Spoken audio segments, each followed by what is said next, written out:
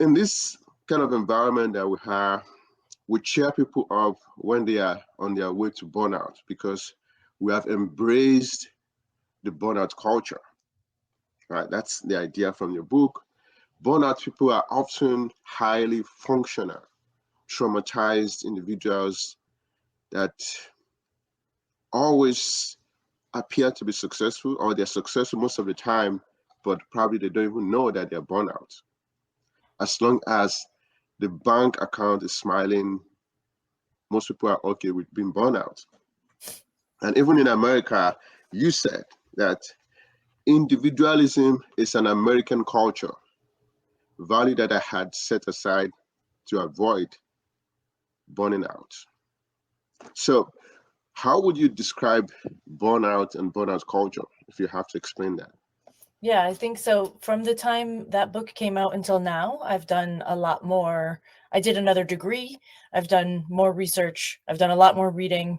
And so things have updated since then. But right now, if we're going to define burnout, we have to talk about the actual definition of the World Health Organization first, because that gives us the foundation for where we're starting. Because I don't believe that we should just all be talking about a topic and talking about different things, really.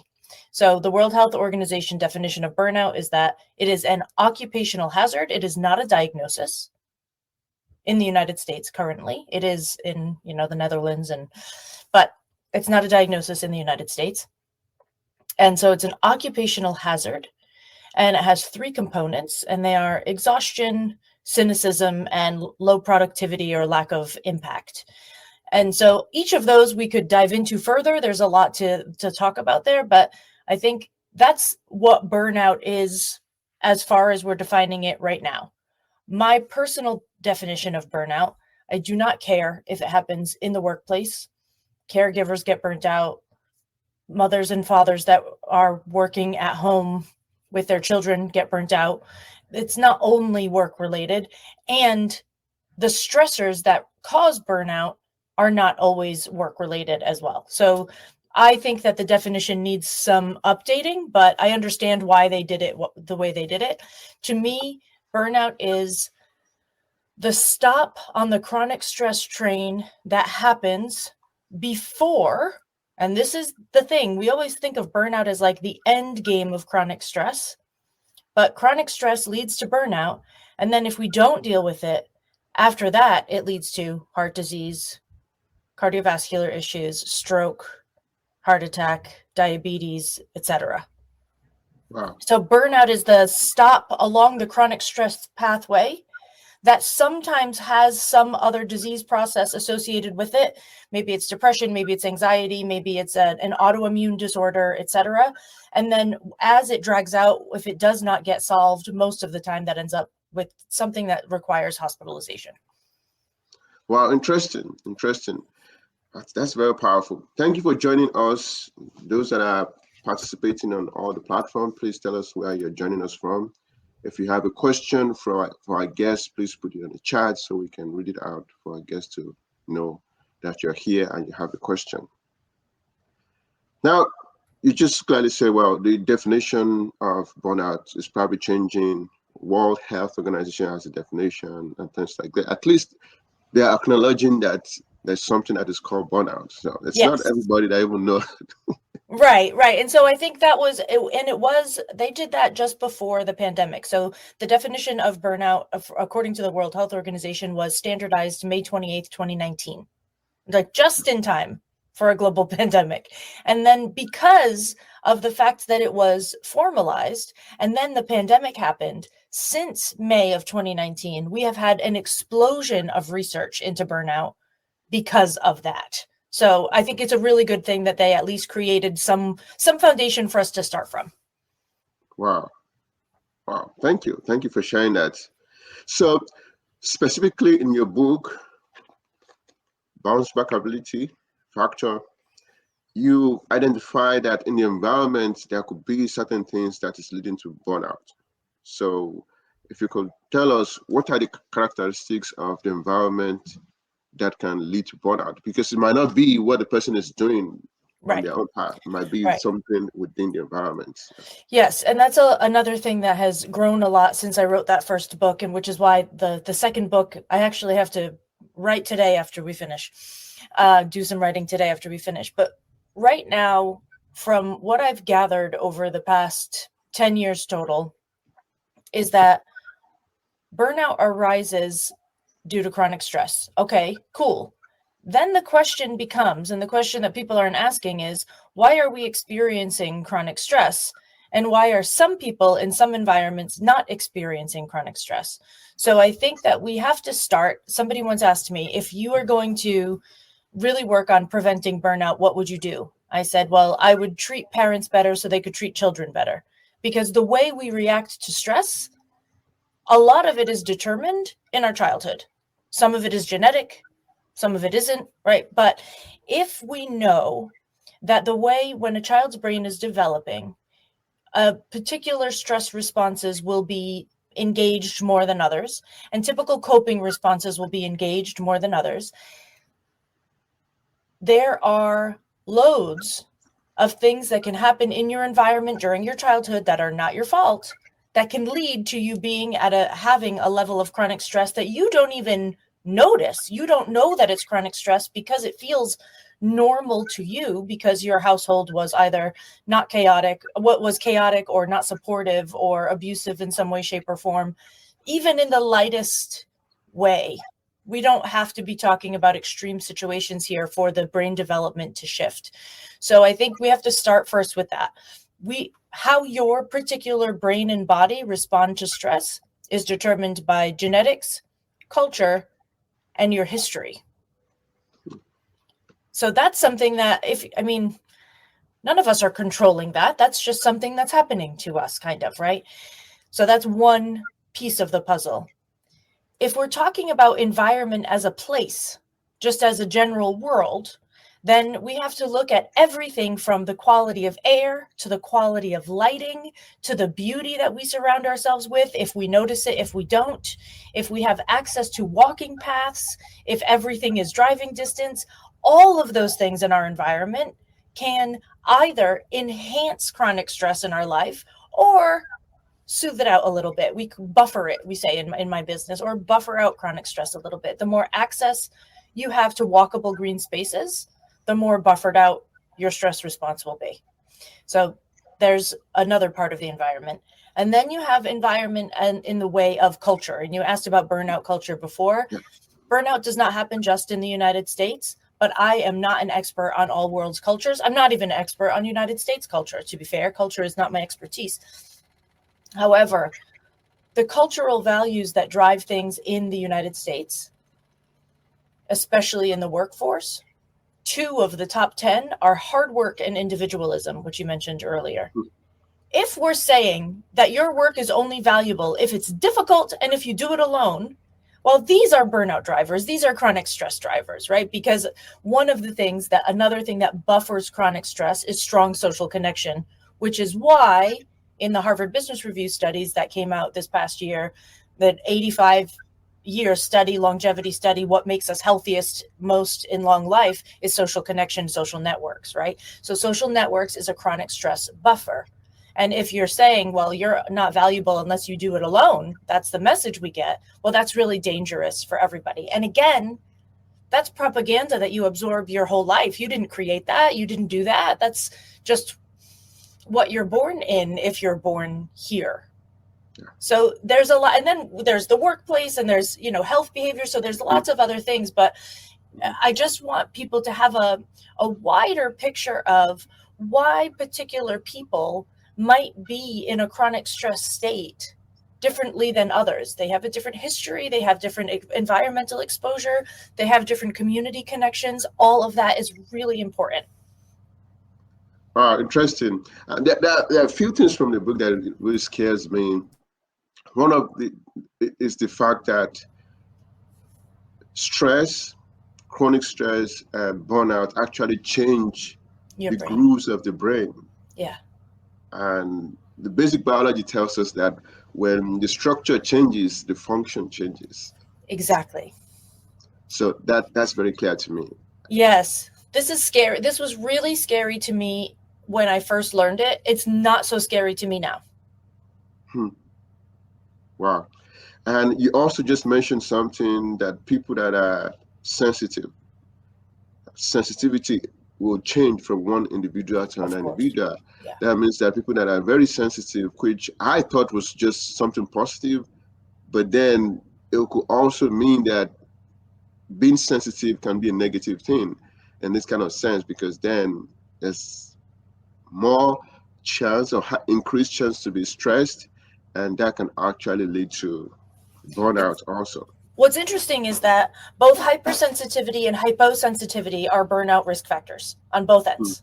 So if you are hypersensitive to life in general, your body is reacting to stress in a bigger way and more frequently, right? Things are just sort of coming at you and you're bouncing out in a big way. Your stress response is going to 100 really quickly, right? So that's the hyperactivity. And then it's happening all the time because everything is a stressor for you. So if you are a hypersensitive person, the only thing that you need to know is not that your hypersensitivity is bad, it's that you need more buffers than other people, which is fine.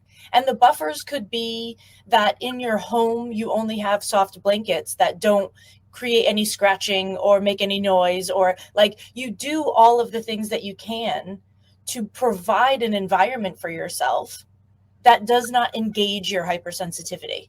And then when you go out in the world, you're more prepared to deal with whatever's coming at you. If you're hyposensitive, which some people also are, the reason that this is a problem is because you don't notice when you do react. Yeah. So you might create a stress response and you don't even know that it's happening. And then it's just sitting there in your body going on and on and on and on and on. And you're not doing anything to close your stress cycle. You're not doing anything to move this through your body because you can't feel it. Wow. Interesting. Thank you for joining us, Ruth. As she said, this is such a critical message you're sharing, Cait. We've built systems that reward things being difficult and then wonder why we are burning out. That's very important thing to share. From the book, your book, there are job environments that lend themselves to burnout more than others. Yeah. Because of terrible fluorescent light. Yep. Micromanaging bosses with tuna breath.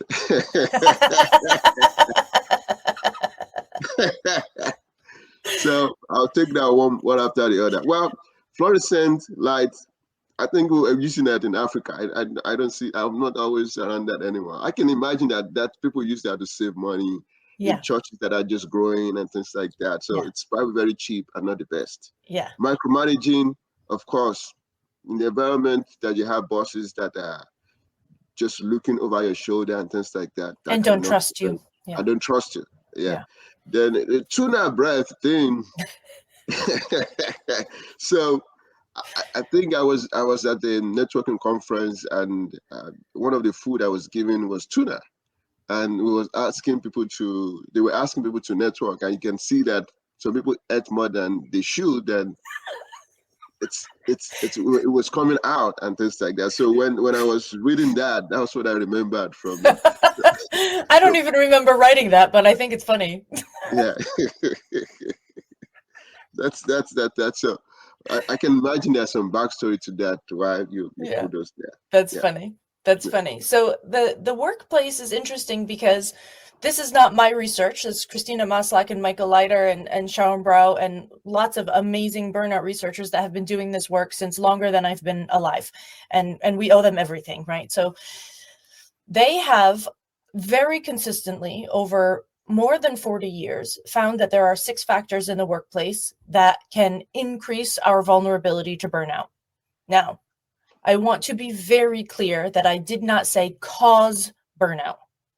Because if you understand how chronic stress happens in the body and you know that some things could be from childhood and from environment, you understand that it can't be from just one thing or one place. So it's bigger than that. But in the workplace, there are 6 factors. They are workload, which is more about how heavy the job feels than how many hours you work. And the job will feel heavy if you don't have enough skills to do it, and if you're not given enough resources to do it. It can also feel heavy if it's hours, right? Like that can be part of the equation, but it doesn't have to be necessarily. So you could be working 35 hours a week at a job that you don't have quite enough education for, quite enough skills for, that they're not giving you the resources you need to get those skills. And that job can burn you out at 35 hours a week, even if you are very interested in it, you like the people you work with, right? So workload is more about the weight of what your work feels like to you. And the next one is autonomy. So how much control you have over your workplace. This is when the micromanaging boss comes in. A micromanager doesn't allow for autonomy. And one of the things that comes up often in the research is this word of mismatch, of misalignment, just things that are not quite as they aligned like they should be. This is really true for the autonomy piece, especially because some people, like myself, need very high level of autonomy. So I work for myself because I'm not a great employee. I like to have control over everything. So, and then you have, someone like my mother who enjoys to get a to-do list and check it all off, hand it back to you at the end of the day, said, I did it, and go home and not have to think or strategize or plan for it.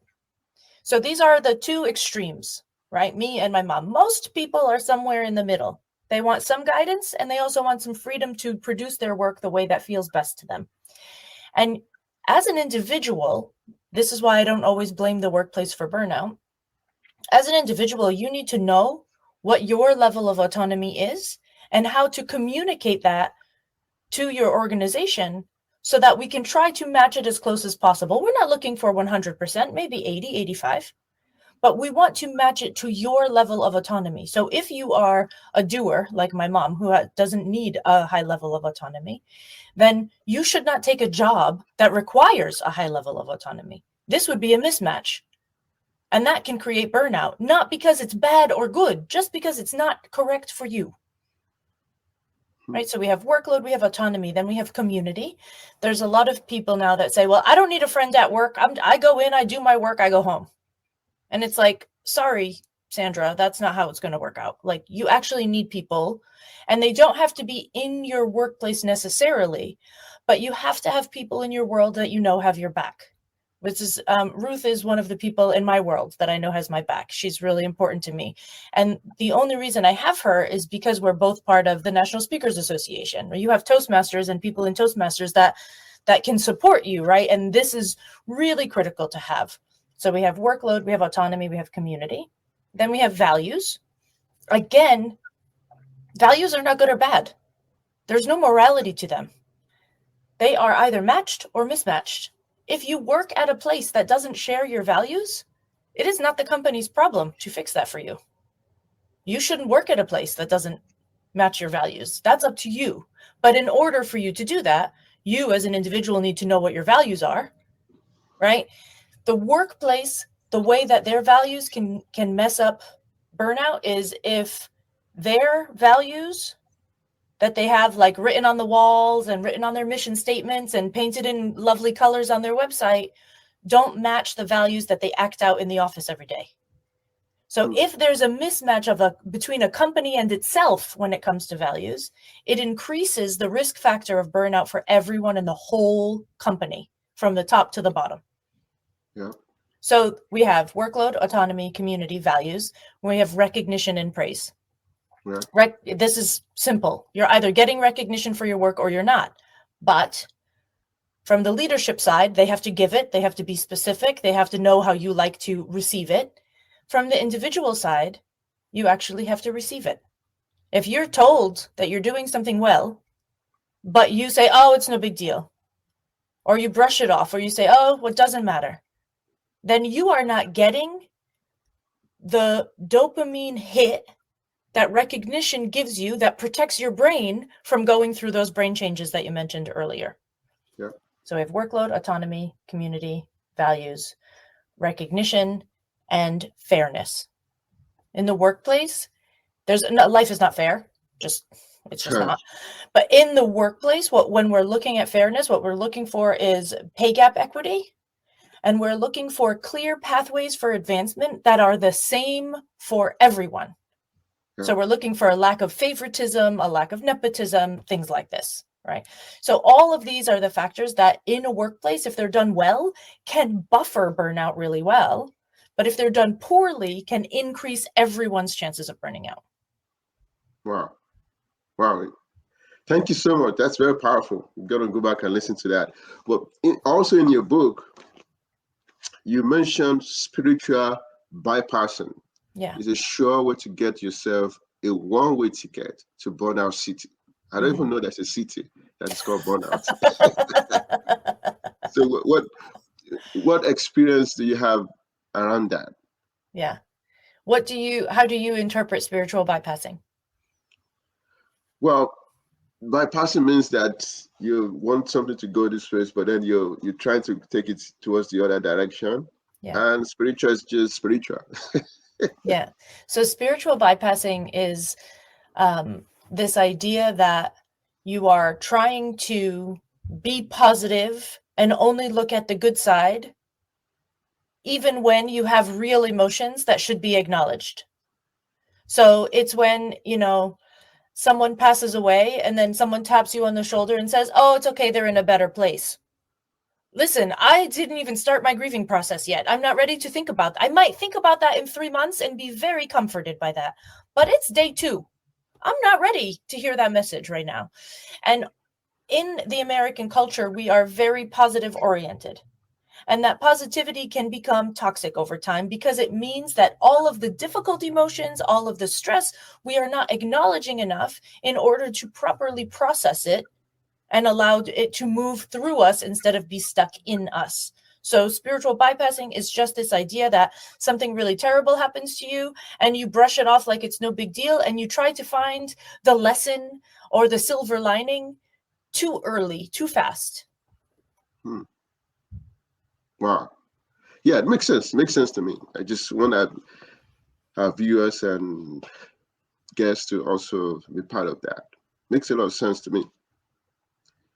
One of the things that you also said in your book is if you were bullied by a kid in elementary school who had a red backpack, I thought for a second whether it's a red color that is a problem, but your brain and body will be flooded with cortisol every time you see a red backpack. Yeah. That's a very important point you made there, because even beyond just red backpack, if you have people from certain part of the country, if you have people from certain with a particular name that has done something to you, that could be a problem.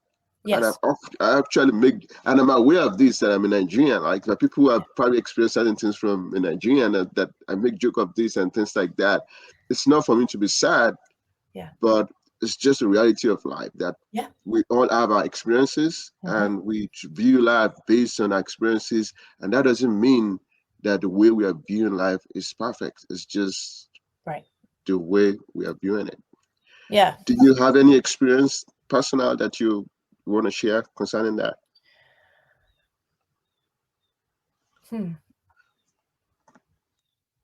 I was made fun of a lot growing up for the way that I laugh, because my chin goes in a lot and my teeth go out a lot. And I was made fun of for this my whole entire life. And so now, if I'm laughing and someone does something sarcastic to me, like just goofing around, to me it feels like an attack right away. And I get very self-conscious immediately. And I know, and I'm aware of this, and I have done work on this, but my limbic system, my amygdala, etc., right? Like my animal response is immediately shame. Wow, that's powerful.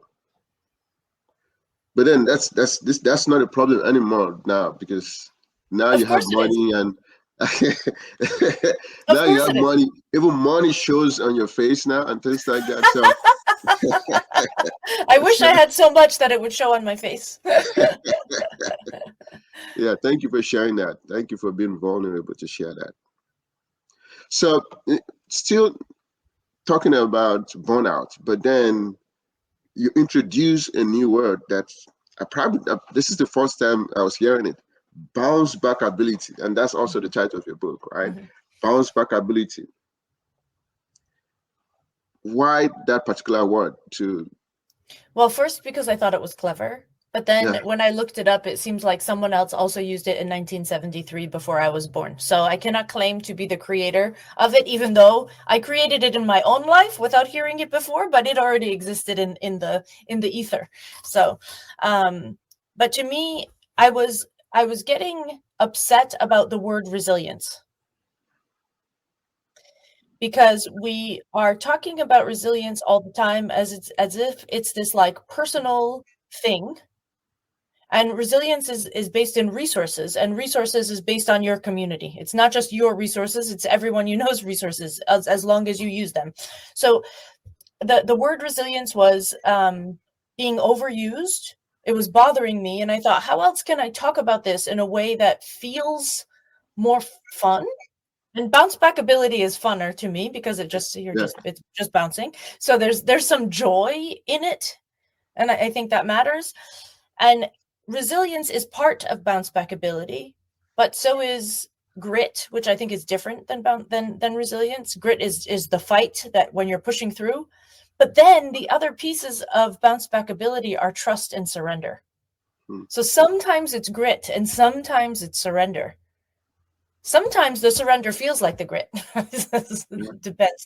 So to me, it's like I wanted to expand the definition a little bit of resilience, and this is how I found a way to do it. Wow, that's a very fun word. I like the word. Uh, for somebody that play basketball, at least Yeah, for it's fun, fun. right? Yeah, like bounce back ability. I get it. So one idea around bounce back ability. I'm still learning to pronounce the word. That's okay. Bounce back ability is the fact that it may take some time to Yeah, achieve that. And you yeah, talk about sitting in the muck. yeah.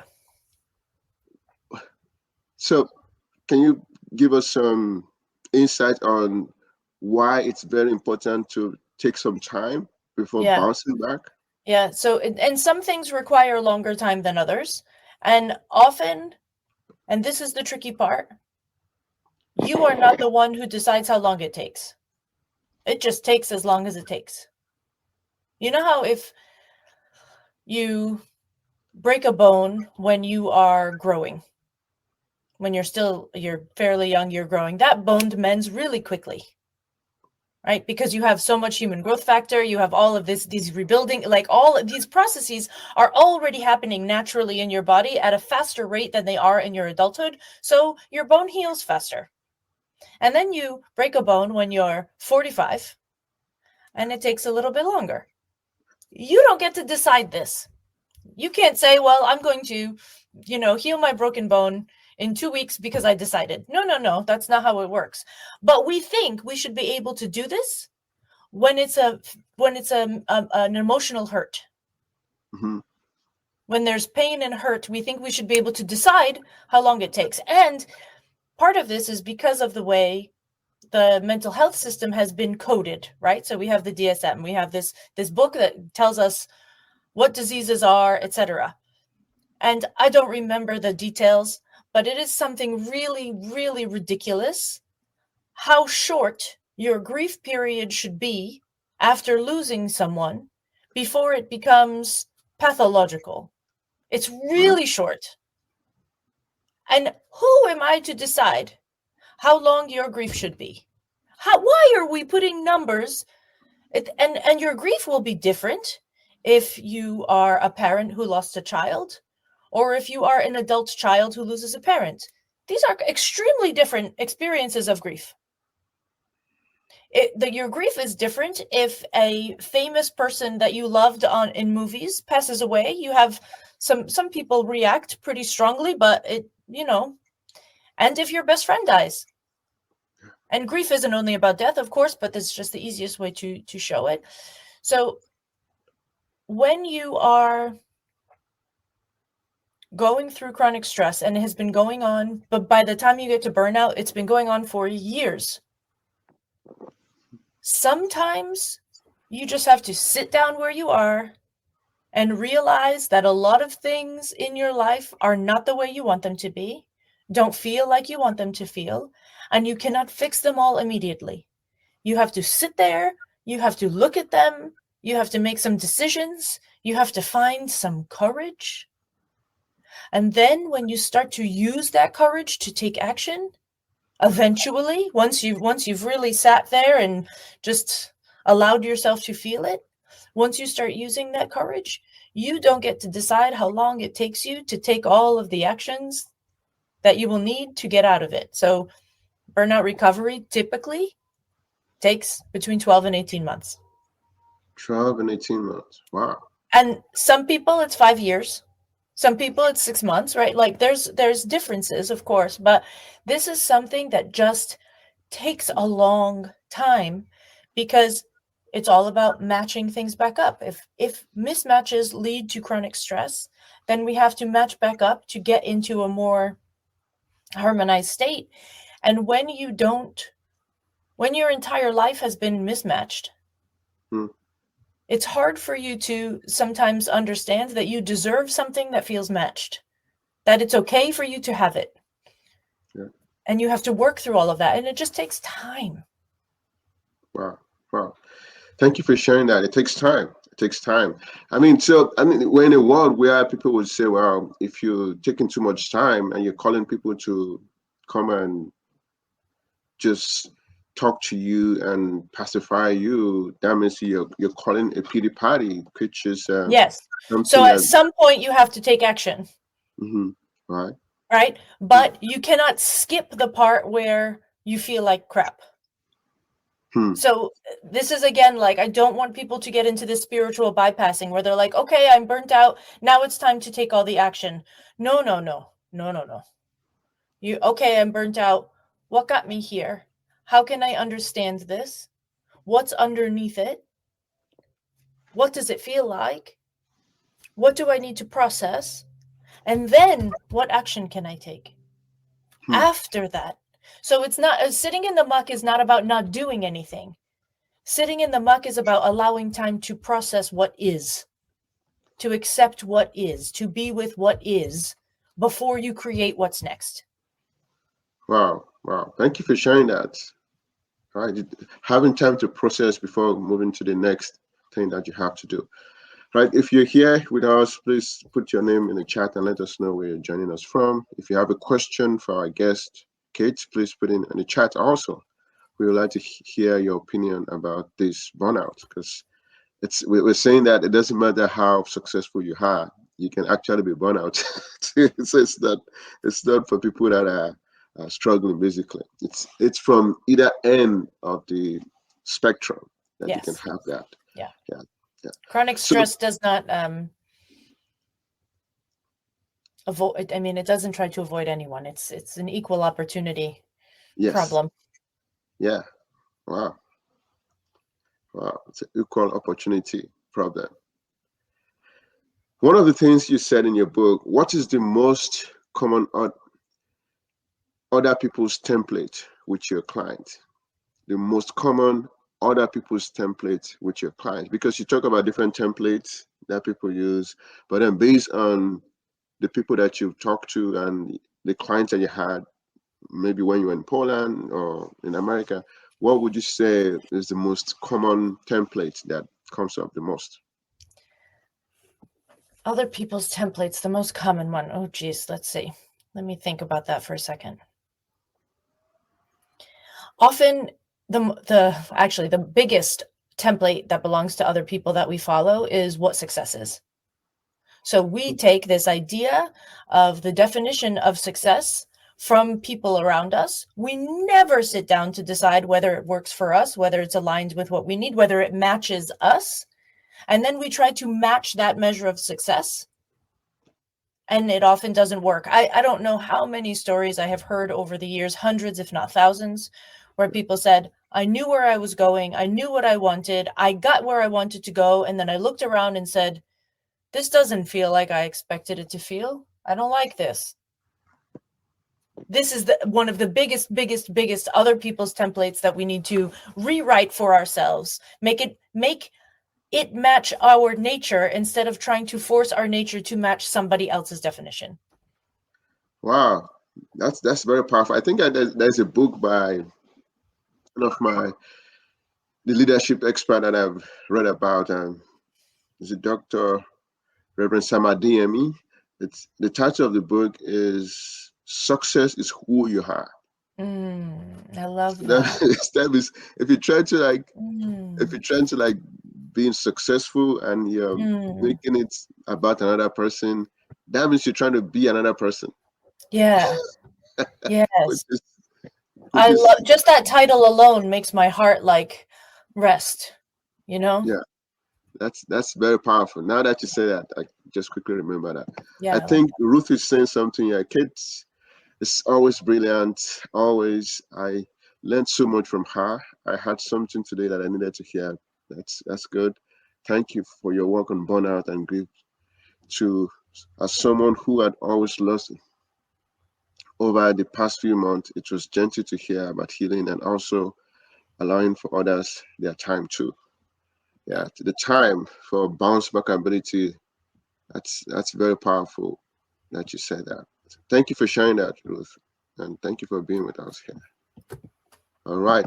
So now that we get that out of the way, you also mentioned in the book the the leaks, energy leaks. energy leaks. What are the most common energy leaks with your clients? Mm.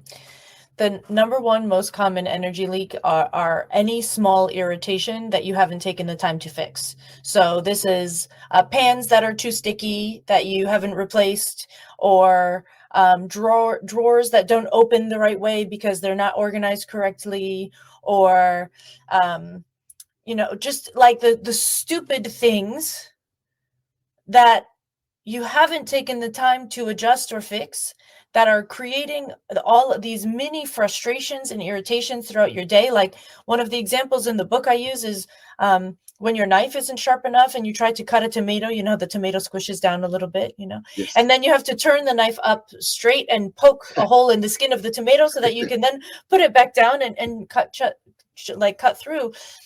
It's things like this that actually cost us so much more energy than we are willing to admit, because there are so many of them. So often when we're working with clients, we ask them to plug these stupid leaks that they don't think matter Yeah. first, Hmm. right? Go get your knife sharpened, get a new pan, don't drink out of mugs that you don't like the way they feel in your hands. Make sure your drawers can open and close easily. Like this is in Chinese medicine, this is called free flow, right? So the energy in your house and your space flows freely and evenly with Yeah. harmony. And so this idea is that you're not blocking energy anywhere, which is and that block can be a leak at this, like every time you're holding something in, you're keeping something out. So blocks and leaks in Chinese medicine is kind of the same. It's like acupuncture points are viewed as doorways, and Yeah. gates, they open and close so they can hold things in or let things out, but either way it's a problem. They're Yeah. supposed to swing, those kitchen doors in restaurants that swing like Back and this, forth. back Yeah. and forth. That's how acupuncture points should work, and that's how your house should feel. Like things move back and forth easily without getting stuck. So we often Hmm. have people do this work first, because what we find is that you sleep better and have better energy, have more energy available when you are not irritated by 45 small things before you even get to the office. Wow. That's very powerful. So you just mentioned Chinese medicine. I Yeah. read about that in the book, Yeah. and the idea that each organ in the body actually have their own energy, Yeah. and you could be getting sick because the energy from a particular organ is off. Yeah. That's something that that That's a was not whole aware. nother topic. But yeah, so Right. each organ has different emotions associated with it, different expressions associated with it, different movements and sounds associated with it. And when there is no flow, again, it's this idea of free flow. When there is no flow, something gets blocked. And it doesn't matter which organ gets blocked. Once one thing is blocked, the whole system is off. Wow, interesting. Thank you for sharing that. Also, in this conversation just now, you mentioned acupuncture meditation. Yeah. And that's an idea that not many people have embraced fully. Mm. And is there, if somebody is here and is skeptical about acupuncture, meditation, what do you have to say to them to encourage them to try? I think that you shouldn't do anything that doesn't align with you. Yeah. So if you don't think that it is the right thing for you, I think that's okay. Hmm.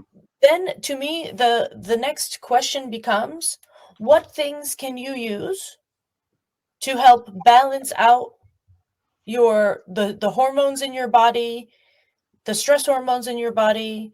What are you doing in your life to make this even? It can be dancing, it can be exercise, it can be breathing, it can be singing, it can be church, it can be a lot of different things. It doesn't have to be. So I like the acupuncture and meditation. I know the research behind it. I know that it works.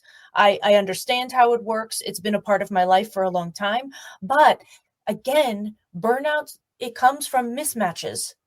So it's not, if it's not right for you, that's okay. But you do have to find what is right for you. Hmm.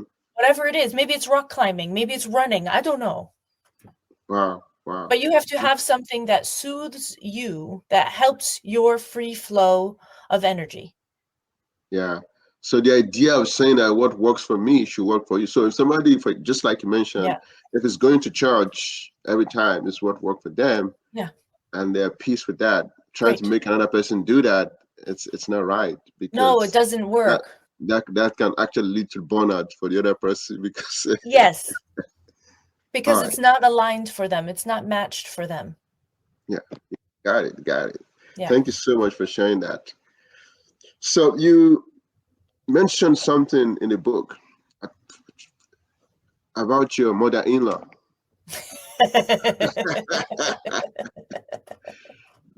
Which I started thinking about culture because I'm Yeah. from Nigeria. I'm here in America. Yeah.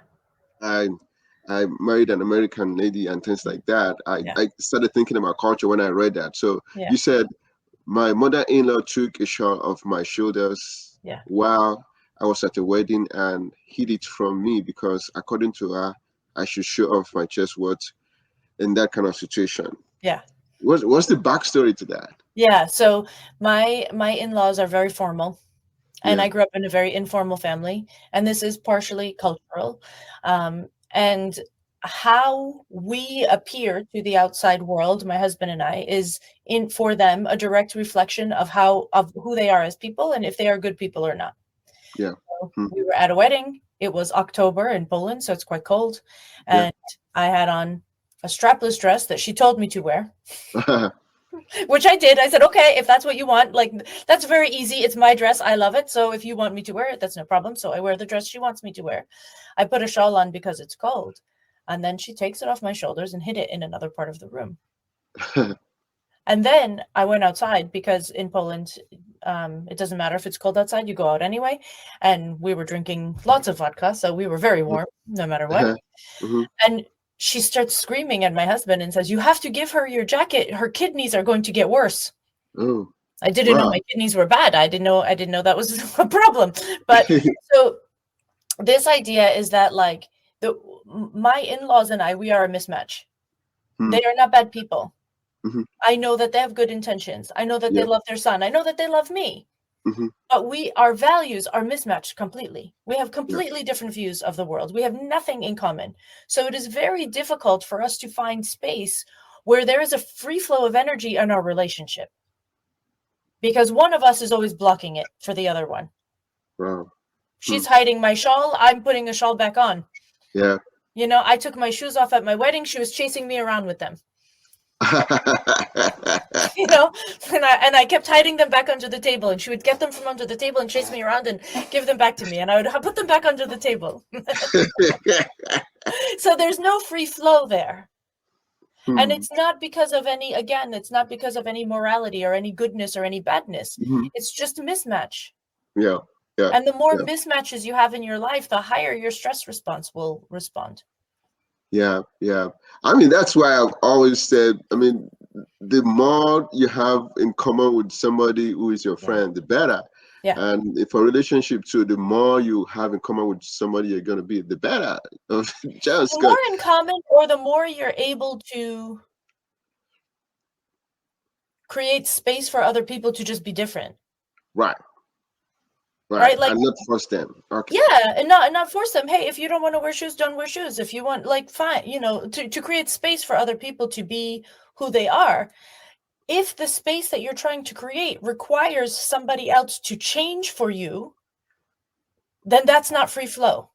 Mm-hmm. So in order for me to be correct for them, I have to put the shoes on and take the shawl off, right? But that means that I have to act not like myself for their comfort. That's not free flow. Wow. Yeah, I mean, it's an easy thing to say, but the way human beings are made. Oh, it's so hard to do. It's impossible. It's very hard to do. And this is why I leave this example in the book, because I want people to understand that you're not always going to be able to change every situation with people that you love and people that you choose to have in your life on purpose. I'm not going to take them out of my life, right? Yes. That's not going to happen. So I have to, therefore, create as many buffers as I can in every other part of my life, so that when I am with them, I am not completely overburdened by this mismatch. Yeah. Right? So I have to align so many other things so that this mismatch is tolerable. That's true. And that's where you talk about boundaries. And that's the area we're going to next. So you said that one of the ways to prevent burnout is to create boundaries. And is there any way you've been able to do that successfully? So I think that one of the biggest things that we need to understand about boundaries is that most of the time when we are talking about setting boundaries, we are talking about external boundaries, which are boundaries that we are saying outside of our mouths to other people. Yeah. But the biggest issue we have when it comes to free flow of energy is internal boundaries. So internal boundaries are how I honor my own wants, needs, desires, and preferences, and capacity. This is how I honor myself. So if somebody asks me to do something, and internally I already know that this will be a burden for me, but I say yes, this is not someone taking advantage of me. This is not someone breaking my boundary. This is me seeing my own boundary and stepping right over it like it doesn't exist. So most of the time, I find that people don't need the boundaries that we are being taught on social media and in pop psychology right now are not the boundaries we actually need.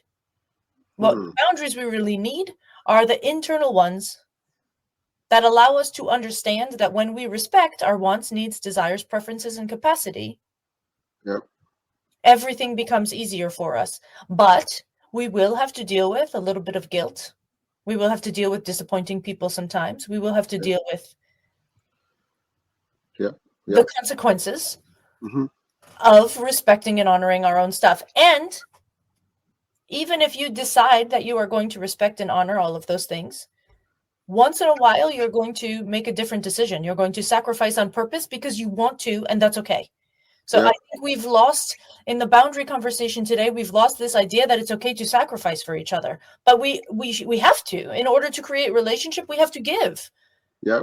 And that's just how it works. So you have to respect, again, this is like the same as with the relationship. You have to respect and honor your energy enough and frequently enough and consistently enough that when it's time for you to make a sacrifice for something that's important to you and someone that's important to you, it doesn't feel so bad because that mismatch is buffered by the fact that you're taking care of it over here. Wow. Excellent. So just to buttress your point, you're talking about internal boundaries and external boundaries. And you said just now that the internal boundaries are more important and that should be emphasized more. I'll give you a short story. When I first came to America, I went to school. In the train station, there's a big chair that people sit down. Yeah. And the chair was very big, right? I see somebody sit there, another person sit there. I'm like, 4 people can sit down here. And I try to sit down in the middle. And immediately I sit down in the middle, I see other people stand up from the chair. Yeah. So let's talk about the physical boundary. People are like, this chair is, even though this chair is big, we want two people to sit down and eat. Yeah. So you shouldn't be the third person here. So Well, and physical boundaries are the interesting thing about physical boundaries, and I do this in one of my keynotes. I invite people on stage and I get too close to them. It's really yeah, funny. So yeah, one of the things about physical boundaries is it's cultural. yeah. Especially in America. Yes, we need so Americans love space. Yep. We Yep. love space. And then we go to Europe and we're like, why is everybody in the line so close to me? They don't Hmm. they need a different amount of space. You try to go on a train in Japan. You're practically sitting on somebody's Each other. shoulders every Yes. day. It's fine. It does not bother them. So Yep. I think that this is one of those things that's like that we have to look at culture overall. Like people need Mhm. different amounts of space, and Americans need more space than anybody. We Yeah. Like love space. yeah. Yeah. The building shows that. So Yes, the public house sizes, yep. Yep. right? Like the street sizes, the car sizes, everything is about space. And when my husband and I joke that, like, if you're flying on a plane and you're paying for a business class, Yeah. you get maybe slightly better food, right? Hmm. Not much. But the thing that you're really buying Yeah. is space. Hmm. Yeah. Yeah, people will pay extra for space For because space.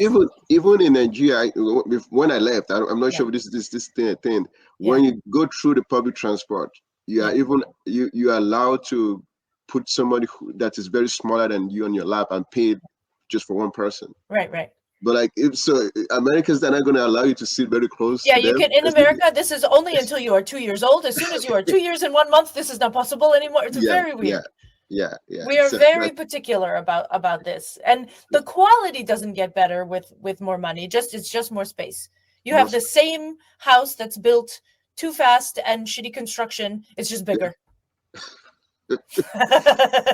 in your book, you said the Poles were excellent boundaries pushers. Yeah, I did not know how to function under that kind of pressure, I didn't. not hold boundaries in a way that I'm still able to be kind. Yeah.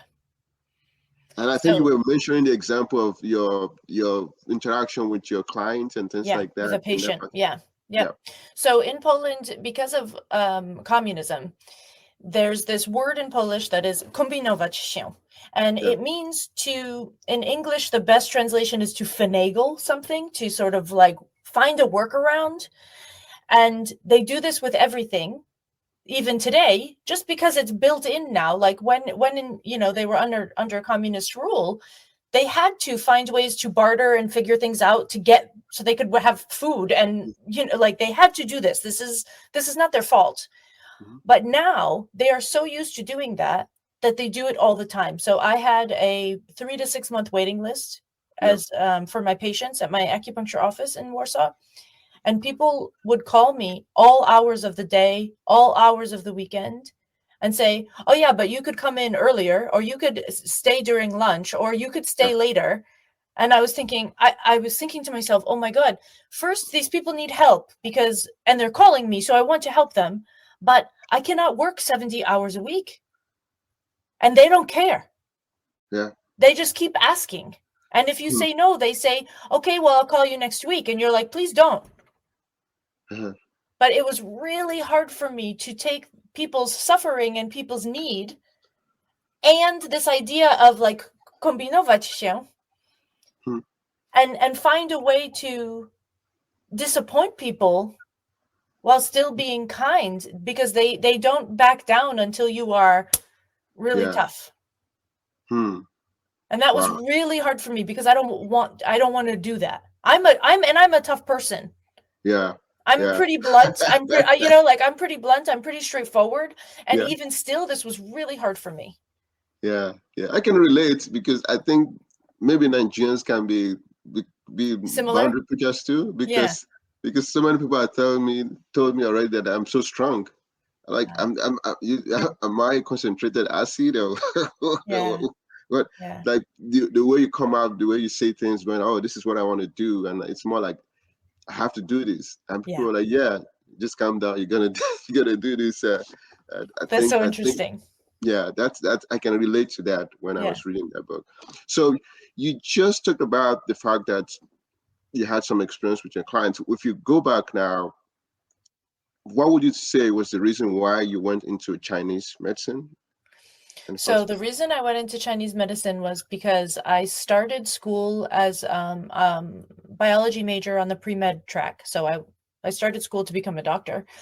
And I took a class on the sociology of medical school my sophomore year. And we had to read a book about this man who went through medical school and his experience. And I was reading the book and I was thinking to myself, and my parents don't have any money. So not only will I have to go through this process, but also I will have a lot of debt if I go through this because no one's paying for this, you know?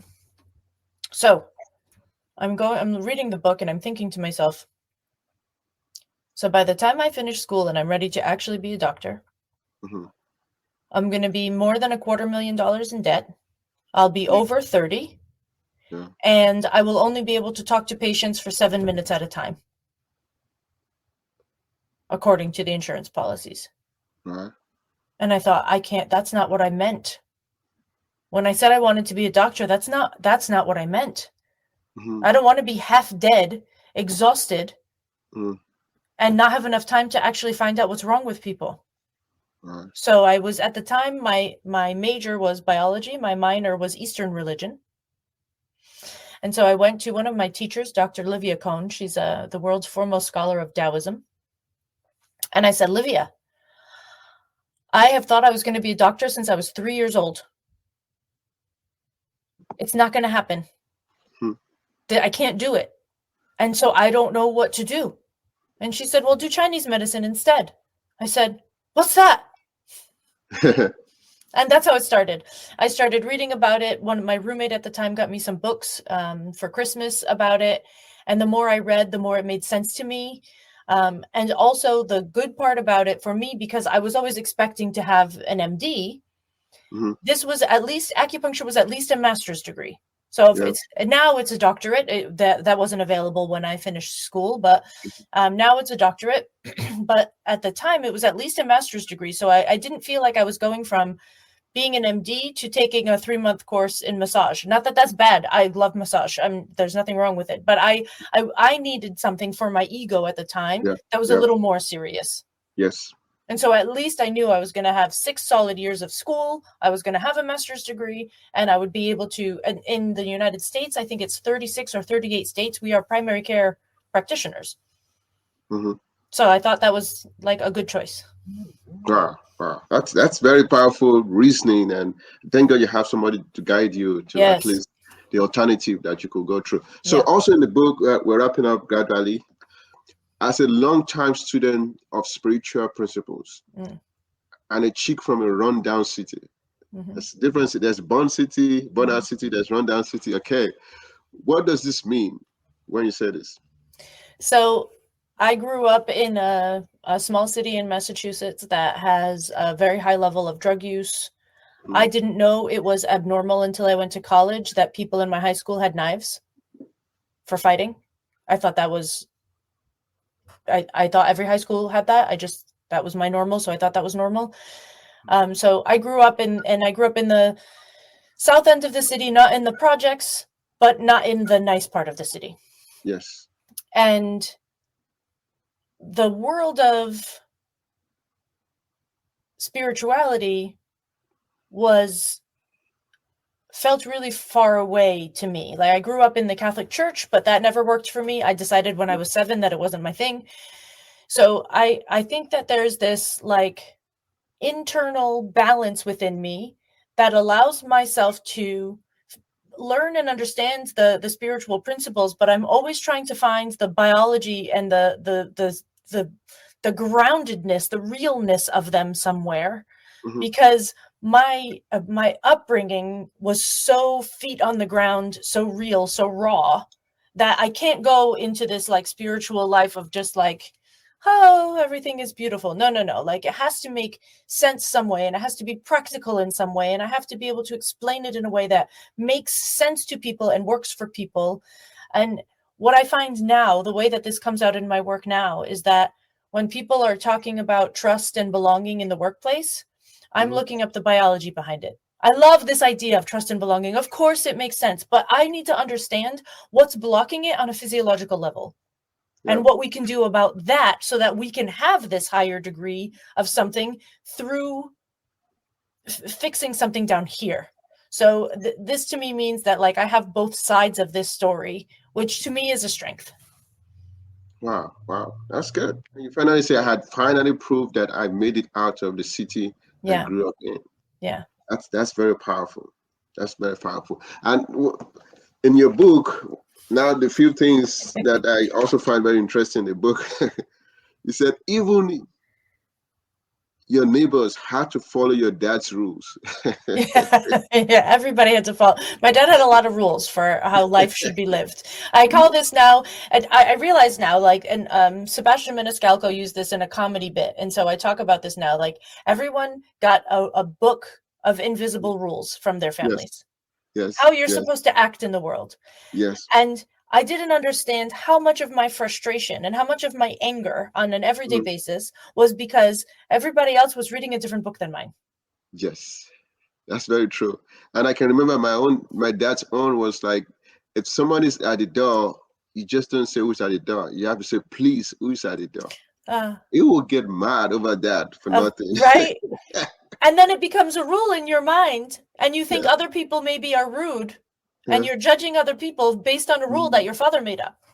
Yeah. We all do this. You know, this is so human. Like, this is the most human thing that any of us can do. This is, but it's interesting to me that I think the invisible rule book is one of the biggest problems in the workplace or in life in general, because we are all walking around saying, you're not acting according to my rule book. Well, yeah, no kidding. I have my own. Yeah, so maybe we should put the book together. Yeah. Compare rules. Yeah, exactly. Wow. Then you said, well, for example, he will say no flushing of toilet after bedtime. Yeah. And if neighbors are making noise, he will have to open the door and spew some profanities even at that time. Yes. So that make me, what do you think made him like that?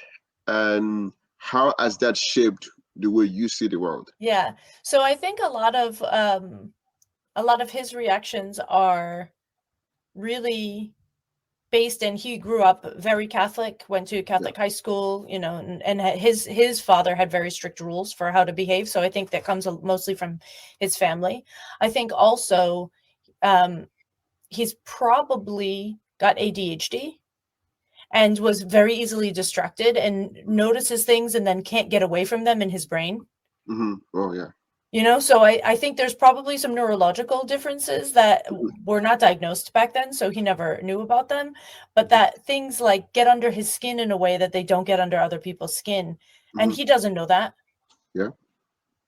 Yeah, I can imagine. Even to add to your point, some of this ADHD, all this thing I've seen, CDC, PTSD, that people say, I don't even know of it when I was in Nigeria until I came to America. What, you guys just throwing names around? Or yes, we're just making shit up, Tolu. Are you guys making these things up? What's going on here? Yeah. So one of the things that I also find interesting in your book, is your relationship with your mother and your relationship with your grandmother. It seems that they were very different. And what was the difference between the relationship that you had with them? Gosh, it's probably a lot different from when I wrote the book. So when I wrote the book, my mother and I were both going through a process of learning about chronic stress and how it was. And so we processed a lot of stuff together, which I think was really good for us. My grandmother was just a solace in my life. Yeah. I call her the storybook grandmother. She was not very tall. She was a little overweight and she baked a lot. So there was always some sort of baked good. She was always around. By the time, my father was the 8th out of 9 children. So she was older. By the time I was born, you know, she was not, I mean, she wasn't working anyway. She was taking care of the home. But when I was there every time I was sick. Anytime I was out of school, I was always at my grandmother's house. So her house to me was hot tea, baked goods, and love. Wow. And this is your grandmother from your father's side, just Yeah. like you said. My Okay. grandparents on my mother's side were not alive by the time I was 6 months old when my grandfather died, and my grandmother died before I was born. Wow, that makes a lot of sense because I thought that was your mom's mom. Okay. No, my dad's mom. Yeah. Okay, makes sense. All right. So this I also have to say, we're wrapping up. The second to the last question. In Okay. your book, something that I experienced that I've never experienced in any other book is your style of writing. Mm. It's very laid back. Yeah. You use words, you use some crosswords sometimes. Sometimes Yeah. I read the book, I'm like, am I reading this right? I look at the book. Is there any reason for choosing that kind of laid back style of writing? I didn't choose it. It's just who I am. Oh, There was no choice to me. I was just oh, writing the way I write. wow. Yes. Wow, that's very powerful. Yeah, it's That, just who I am. To that's me, this is a match. right. So it's just natural. I can write in a very academic way. Yeah. I've done a lot. After I finished my master's degree a couple of years ago, I went back to school and did another bachelor's in biobehavioral health. Mhm. And I can write a very good academic paper. Yeah. Yeah, but it's not going to be as real as this. And No, but it's down to not what earth. I like it to just be like, hey, here's the information. Here's how I Yeah. would talk to you if you were in my room. Yes. Yes. But then we've lost that. So it's very important that you did that. But in the world whereby people we've been told to show up differently, Yeah. as very differently from who we really are, because Yeah. if you show up the way you really are, the world is going to judge you. They're going to judge you anyway. So why not just show up the way you yeah. They're going to judge you anyway. This is, as a speaker, we met because you saw me speak. And Yeah. as a speaker, I'm very much myself on stage. I'm not anybody else. I'm not pretending, I'm not acting. And because the stage you saw me on was Toastmasters, Yeah. Toastmasters has a lot of rules about how you're supposed to be Yeah. in a public speaking scenario, right? It's very strict. Yes. There's a lot of Yeah. things. Mhm. And I got off the stage and it was so funny because I Yeah. had one person say to me, "Oh my God, I was watching you the whole time. You didn't make any of the mistakes that Toastmasters says that you shouldn't make. Like, you did everything the right way." Yeah. And then his wife was with him and she said, "Who cares if she did it the right way or not? Her message was so powerful. And that's Right. what's more important." So side by Yeah. side. Then, not 2 minutes later, I had someone come up to me and say, "On stage, I wish you would have moved around more. You were too Yeah. still." Yeah. And then somebody, I swear to God, not 2 minutes later, said to me, Yeah. "I was watching you on stage, and when you chose to move your body, it was so intentional. It made everything so much more powerful." Wow. So Wow. I have all of this, and from people that have very strict rules around what you're supposed to do on stage. If I Yeah. had thought about that before I went on stage, I would have been a disaster. Yeah. I agree with you. I think different speaking system, they have different way. In Toastmasters, we like gestures, movement. I gave a speech yesterday actually in my Toastmasters club, and one of the feedback that I got was like, I think you should move a little bit more around. And another person will tell me, well, because they know I could be funny, I have the funny side of me. When I give a speech and they know that it could be a little bit funnier, they tell me, you have to give that speech again. I'm like, what if I don't want to give it again? So it's very funny that you say that. That's just the way people are. People view life based on their experience and the things that they think should, and that's okay. And I So don't no think matter that's what you do, and no matter how you act, and no matter what mask you put on or don't, somebody is going to think you did a great job. Somebody else is going to think you did a terrible job. Yep. It doesn't matter. It doesn't matter. So to me, like I always look at my results after, and there's always at least one person that says they would never like to see me speak again, no matter what. There's always at least one person, and I look for this result on purpose, because to me, if no one in the room says that they really didn't like me, that means I was not being authentic on stage. That means I was creating a persona for people in order to be liked. Yeah. Because it's very easy to convince everybody that you're the best, and it's very easy to manipulate in this way. Wow. But if I don't do that and somebody hates me on the stage, I think I did a good job. Yeah. So to buttress your point, my PhD thesis professor from Ghana will always say that when you give presentation, always know that somebody's going to try to get you. Always. So even in the scientific world, somebody's going to be like, Always. they are not happy. They think you didn't do the job. They think, Yeah. and it's just, yeah. So I always have that at the back of my mind when I present. And that's okay. If you are the person, that's okay. That's a last question for today. Yes. I know that you have a podcast. Yeah. So I want you to talk about why you started that, how you started, and how it's going with your podcast. So the podcast I started partially because I wanted more stories for the book. So I didn't want the book to only be my stories. I needed some other experiences. So I wanted to gather other experiences for the book. So that was one part. The other part was I had just moved back to the States from Europe.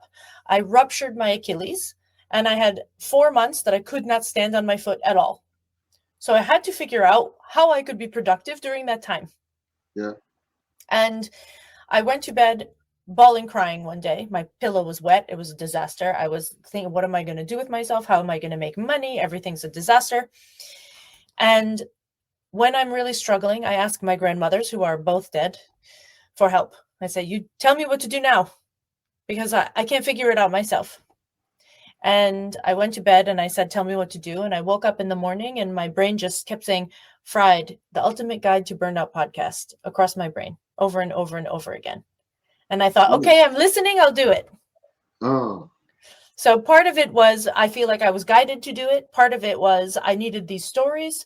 And then once it started, it grew really quickly. So it's I'm not making money directly from the podcast. This is I pay for it. It costs me a lot of money, but the feedback I was getting and the help that it provides people was so positive, and it grew on its own. I didn't do advertising. I didn't pay for anything like extra. I did it. It's just growing, and so now it's been 6 years of putting out an episode every week, and it might change in the next year or so because, you know, we grow and we evolve and things shift, but I am so proud to have that as a resource for people in the world. It has made such a difference for so many people that it's something that I'm really, really proud to have created. Wow. Thank you so much. Thank you for joining us. I guess if you have any comments from people that are online, please quickly put your comment, your last minute question. Maybe we'll have 1 minute for that. In the absence of that, thank you for joining us.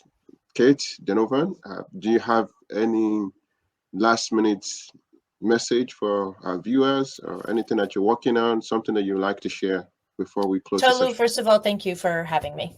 It's lovely. And the next thing, I think the biggest message, there's 2 things that I think are really important. Number 1, if you ended up burnt out, there's no possible way that it's your fault. There's so many different things that have to happen in order for burnout to arise that it's not possible that it's your fault. So please, if you can hear that and drop some internal judgment, some guilt, some blame, something, please do that. And second,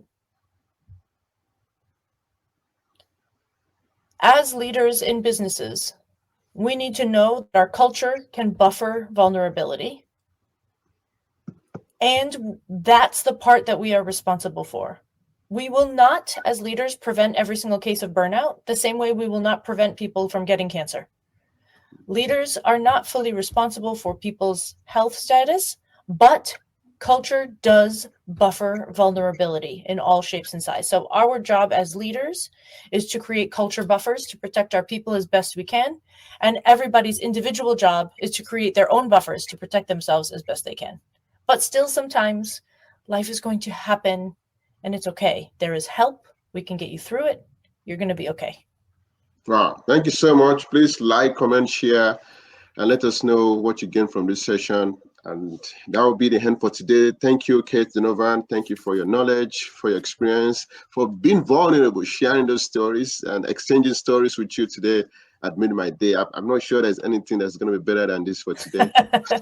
This is the highlight of my day today. And thank you for being here. I really appreciate it. Thank you so much. All right. Take care. Bye.